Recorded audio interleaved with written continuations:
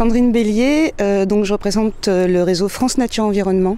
Pour l'essentiel, on attend de ce groupe de travail la reconnaissance des partenaires environnementaux, la mise en place d'un dialogue environnemental, la prise en compte de l'environnement au même titre que les intérêts sociaux et les intérêts économiques pour pouvoir avancer de façon plus efficace en matière de protection de la nature et de l'environnement et développement durable.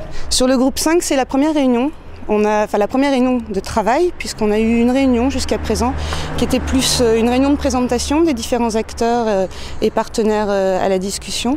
Et donc aujourd'hui, on va se lancer dans le travail effectif et notamment aborder des questions essentielles de l'éducation à l'environnement, justement l'expertise, l'évaluation, l'accès à l'information.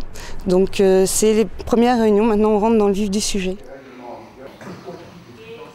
Donc je suis Nadia Zouari de la Fondation Sciences Citoyennes pour l'Alliance pour la Planète.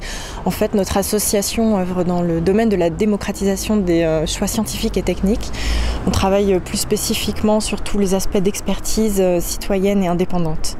Je pense que là, les échanges sont extrêmement fructueux et extrêmement riches.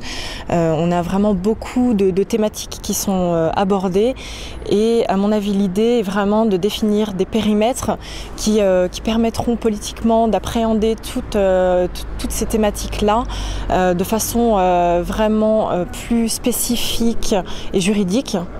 Et de pouvoir en faire vraiment des mesures extrêmement concrètes en ce sens.